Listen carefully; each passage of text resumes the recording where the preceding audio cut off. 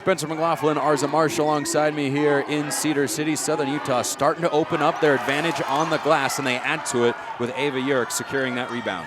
Those defensive rebounds are so key for SUU because it allows them to get out in transition like we talked about early before the game started. And that's how they've been able to build this 5-point lead, is through the transition game. Courtney Doman probes Triguero, 52.5% from three this year, goes inside and kicks out to Urick with 5. And she lost the dribble going behind the back. That is turnover number 5 for the Thunderbirds. At the other end, the Lancers can't get the lid off the basket. Hassan runs out, and she is fouled by Nordstrom, who I think was just far enough back to avoid this being a clear path foul. Yep. Yeah. Not quite a clear path foul, but definitely reaching in there. Good call by the officials. It's a scoring drought of 3 minutes and 36 seconds and counting for the Lancers. They are 0 for their last 10 from the field. And I don't care how good your defense is. When you are struggling to score for that long, it is hard to keep up. Triguero tries a 2 and not able to convert. Barros comes away with just her 3rd rebound of the day. Johansson has the height mismatch here, and she uses it with the left hand. A one-time South Florida transfer with a tough bucket. Maybe that'll ignite a Lancers run in response to Southern Utah's 7-0 spurt. A foul away from the ball. I think this is going against Barros, and it is. That is her first, the team's second.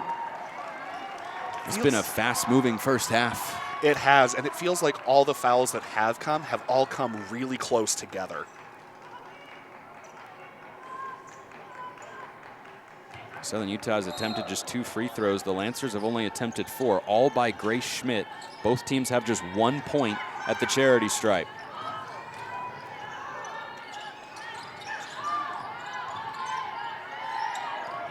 Hassan, a slash, a pull-up, loves the mid-range, but can't convert this time. Johansson has done great work on the boards. She's got 4 of them to go with 7 points.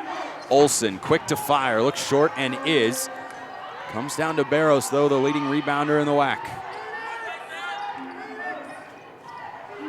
Olsen greases the wheels, left hand no. Doman flies across to secure the possession. Chambers, the drop-off. Urick, the 2. Beautiful job driving there by Chambers to collapse the defense a little bit, get him to sag off of Urick, find the open player for a score. Chambers 3.5 assists per game this year in her first full season as Southern Utah's starting point guard. Doman defends Nordstrom, goes down, and it is an offensive foul. Boy, Courtney Doman is having a WAC Defensive Player of the Year type of season. Moves the feet, clear push, correct call. She leads Southern Utah in steals and blocks and is such a versatile weapon at the defensive end. She certainly is. And part of that is just her desire to shut down any opponent, regardless of any height mismatch there may be. Really allows her to guard 1 through 5. Southern Utah was red hot from 3 on Thursday in the win against the Wolverines. 11 of 19, just 3 of 10 in the first half. Have done a lot of good work inside. On cue, Chambers misses from 3. She's 1 of 4 from distance, 1 of 7 from the field. But Southern Utah still leads by 5 despite their leading scorer. Off to a slow start.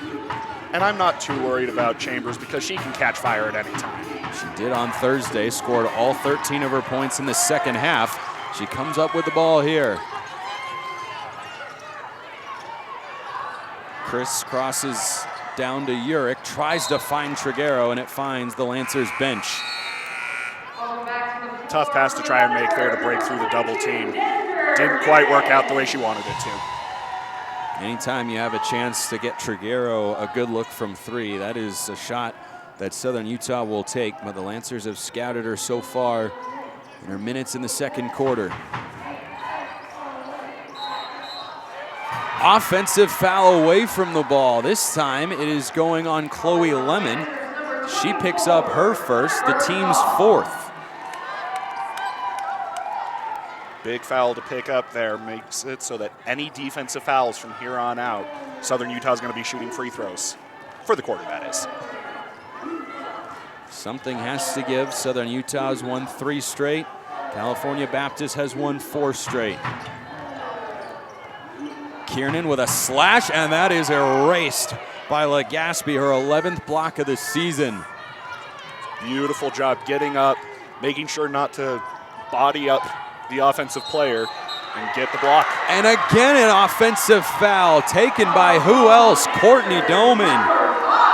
Jillian Quinn blows the whistle. Coach Olson not arguing the point. There's a lowering of the shoulder there. I think the Lancers wanted that to be an and 1, but the officials calling it tight in the last couple minutes.